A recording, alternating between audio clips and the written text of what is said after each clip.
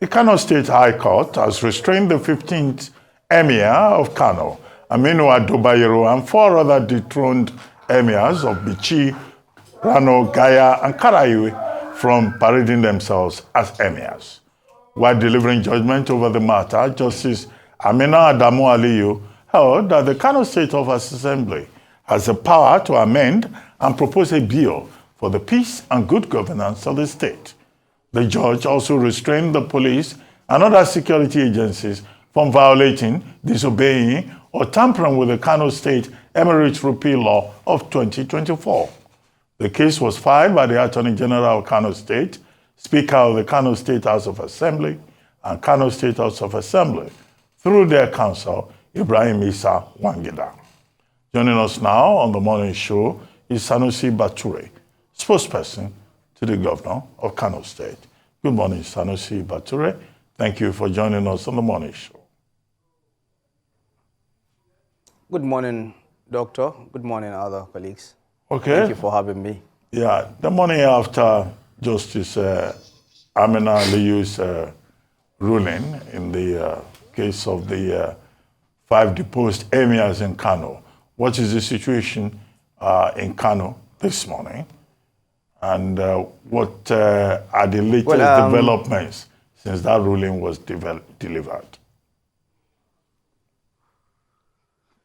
Well, Kano has been peaceful the last few days because the governor and the good people of Kano State have buried the issue of emirship long ago, and they have continued to do their normal legitimate businesses because we know it's an issue that should be a bygone issue. So the judgment yesterday did not come as a surprise because the law is very clear and it's not a rocket science. So therefore people believe justice will be done, and it has happened at the High Court yesterday when the ruling came at the right time, and it spelled out what the Constitution specifically identified. And to us as a government, the issue of emirship is one thing, and it has not been given too much priority because the issue of governance and day-to-day running activities of the government of Kano with the over 20 million population is not an easy thing. And the decision of the governor to dethrone the former Emir Ado Bayero was in the best interest of the good people of Kano State, as I said earlier. And this judgment affirmed the validity of the law itself, which has been enacted by the said House of Assembly with a constitutional role. And then the reinstatement of Emir Muhammad Sanusi, the 14th, now the 16th Emir of Kano, was done in the right direction. So what we are saying now is that former Emir Ado Bayero was used to politicize the Kano Emirate in 2020. And he should be the one to use to depoliticize the system, because emirship or traditional institution is supposed to be non-political, is supposed to be the custodian of the culture, tradition, religion, and whatever of the people of Kano State. And like I have been saying, it's an over a 1,000-year history that was bastardized by Ganduji. So alhamdulillah, for us, we have come to a very logical conclusion of the issue with this judgment, and the governor and the good people of Kano have been doing their normal businesses as usual. Sanusi, well, I mean, the court has ruled, the Bayero side, they still have the option to go on appeal. The other time, the Kano State government said that the 15th Emir should vacate the Nasarawa Palace, but is there. The 16th Emir is at the Gidarumfa. So if the 14th Emir, the 15th Emir refuses to vacate the Nasarawa Mini Palace, what is the Kano State government going to do? Well, I think an order has been given by the judge And I believe the police and other security agencies are responsible to implement the order. That's aside. But what we have been saying about the Gidan Nasarawa, the graveyard and guest houses for the Emirate guest, is a very defective structure. And the people who brought the former Emir Aminu had left him there. Some of them are in London, some in Abuja, some in Lagos, doing their normal life. And they kept him there in a sort of self-imprisonment, which is very unfair to him. And I believe the Emir, as a very important personality, it is time for him to understand that he's being used for political reasons. He's not a politician, he's a humble man, and he's a very respected human being in Kano and in Nigeria. So he needs to understand that some politicians are using him for their own selfish reasons. And those politicians who chattered him a plight, brought him to Kano to give a fight, had now left him in a very defective structure that's supposed to have been renovated by the state government. So the earlier he understands that he is being used, the better for him. It's very important to realize that those people had brought him in a place with no light before, and they brought a very heavy generator and they are not fueling it, and they don't take care of his logistics. And government has no responsibility to take care of his logistics because he is no longer the Emir. So therefore, it's important for the former Emir Aminu Ado Bayero, as a very respected human being, to respect himself and respect his family, to go anywhere he feels very comfortable, to live his normal life, like what Emir Muhammadu Sanusi did previously when he was dethroned by the previous administration of Ganduji. Okay. But continue to stay in that very defective structure is a pity for him. But as a state, we really don't know. Okay? All right. Okay. Thank you, Mr. Bature. I'm sure you'd recognize the sensitivity of the nature of this situation, especially because Emir Ado Bayero has his followers, his loyalists, and what the state governor would want to prevent, I would imagine, would be any breakdown of law or agitations by people who are sympathetic to him. So the handling of this matter is very important. So I hear you while you say that he's in darkness and all that. But what are the provisions? Even though, like you said, the state is not going to support him in that capacity as Emir because he's no longer recognized as Emir. But what are some of the provisions for him? Especially because he's still a well-respected figure in the event that he decides to vacate. Because in the ruling, by the way, the ruling, Justice Aliyu said that the issue of evicting Bayero from the Nasarawa mini palace was a rent tribunal issue not presented before the court. So it wasn't part of the ruling in terms of yesterday's ruling. So there's also that issue. It's not yet set in stone as to what the courts say about him remaining in that palace. But in the event, beyond that, what are the plans of this administration, this Kano state government, to ensure that they manage the process properly so that people don't get offended, especially people who are sympathetic or loyal to Emir Ado Bayero? Well, I believe there may be a very few people who might be sympathetic, but if you talk about followership, he's not a politician, so he's not supposed to have a followership of that nature. But he may have some few agitators, people who ignite him to do what he has been doing, which is uncalled for. Because as at now, until the Constitution of Nigeria is reviewed, the governor has the sole responsibility to appoint or dethrone emirs. So, and the governor has done that. That's one. Secondly, for the human nature, as a BIP, he's not supposed to remain in a very defective structure for a long period of time, close to 2 months now. I think he's over 50 days there, and it's a bit dilapidated structure, defective, and we're afraid of anything. That is why the state has given approval for the immediate renovation of the facility to ensure that it's standard and is meant for what it's supposed to be. The second point I want to make here is the 5 emirs were dethroned after repeal of the law, and also the governor of Kano decided to reinstate Emir Muhammadu Sanusi II as the 16th Emir of Kano. After that, there wasn't any attempt to violate human rights, of the fundamental human rights of any of the 5 deposed emirs. They were only given 48 hours ultimatum to vacate the palaces because it's a public, it's a government property. And all of them, including former Emir Aminu Ado Bayero, had vacated all the 5 palaces in Bichi, Rano, Gaya, and Kano.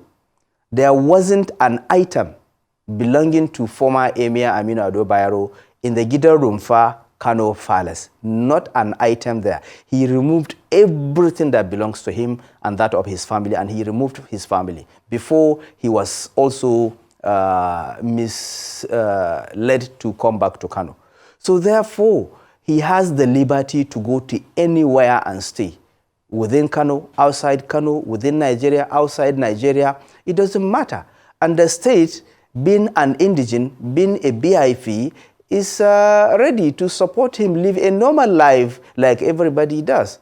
Emir Sanusi decided to go to Lagos, and he lived his life with his family without anything. And in some few occasions, he came to Kano to greet his mom and some few things, but he doesn't attract public gathering for security reasons and for his own safety. So therefore, Emir Aminu should learn from his predecessor and successor, the Emir Muhammadu Sanusi II. It's very important because emirs are not supposed to be politicians, are not supposed to partake in any activity that resembles to be like in a politically inclined activity. Okay. The state is ready to give him all the necessary enabling environment to operate as a human being. My friend, Mr. Bature, you say these things like though they are clockwork, they are easy.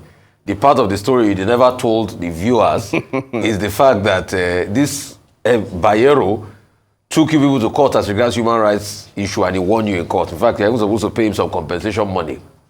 So when you say a case of human rights never came into play, are you saying that the court that ruled in favor of him, you know, as about a month ago, when they say Bayero wins as Court of Post Right Award, 10 million against Sanusi II and Kano government, are you saying that court is wrong? Secondly, you know, there was another case by the Federal High Court, you know, which we are still trying to look at the interpretation before this judgment now came up by the State High Court. As regards all the legalese, where are we on all this matter? Because they have a right of appeal. And on the scores now, I think it's like 1-1 or 2-2. I think I've even lost count of all the judgments in favor and against, because the Federal High Court said, it talked about a nullification, you know, the last time. Then the Kano State government won this too. So where are we as regards all the legal conundrum? It's not all that easy as we speak. Okay. And I will give this to you, Mr. My friend, Mr. Bature, I'll give this to you. Maybe cool heads prevail. Cool heads prevail. After the last time you were here, that I advised that it's not a good thing to go and demolish the palace. At least you people have not gone ahead to do that. So, my friend, if I were close to you, I'll have shake your hands as regards that and say, okay, thank you, because that would have escalated. Maybe, I don't know, maybe it was a little suggestion I made. I don't know. I'm not going to take glory for that. Where are we as regards all of the legalese as we speak? That's my concern. Okay, let's go back to the basics. First of all, Aminu Bayero is not the one that filed the case. Somebody did on his behalf. I think Aminu Baba. I don't want to go into details to that, but whatever happened at the Federal High Court, Nigerians are aware, and people has the basic understanding of the law and Nigeria's constitution, and people would give different meanings to it and different interpretations. But the basic one is that everybody knows that a Federal High Court has no jurisdiction to entertain issues related to chieftaincy affairs.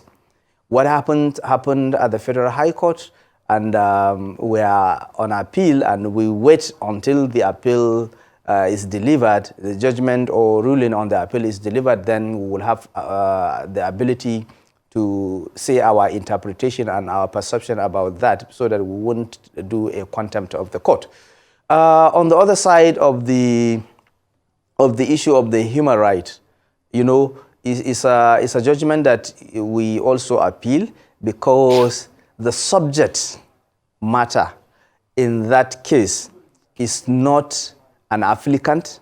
He didn't apply, he didn't sue anybody.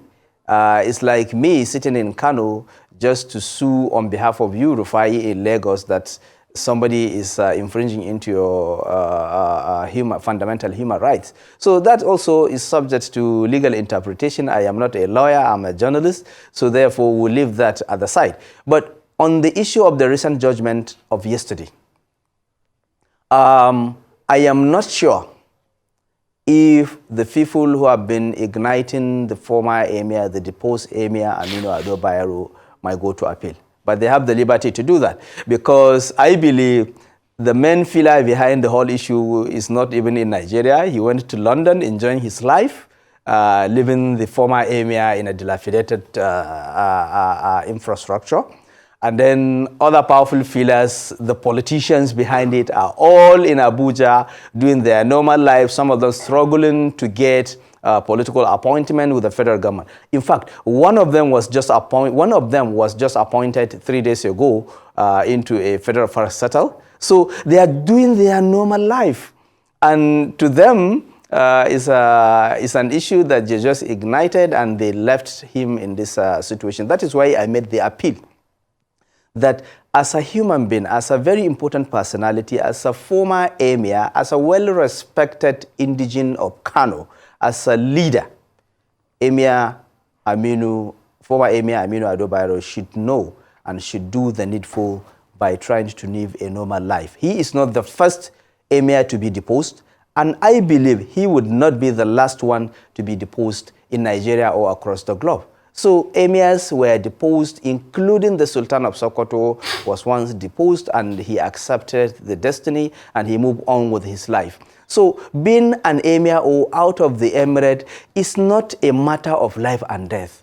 It's an issue of leadership, a traditional leadership that can come and go, that can come and stay till the end of the life of that personality. And he has the responsibility to protect the name of his family, because Bayero's family is well respected not only in Kano but in Nigeria. So it's very important, because for him to protect that name, that family, and the integrity. And at the beginning of this crisis, when Ganduje decided to bastardize the Kano Emirates, he used Bature? Ado Bayero, because many members of his family decided not to accept the title of Emir of Bichi, but Aminu decided to accept it. Had it been Aminu did not accept that position, probably we might not have the bastardized, the balkanized Kano Emirate at the first beginning. Yes, Doctor. Bature, well, you speak for the Lagos State government. I do not assume that this is the only side of the story. And, you know, we certainly have not heard the last of the story. But we'll keep a watching brief, and we'll try to look at all sides to ensure a balanced coverage of developments in Kano. Thank you very much for joining us.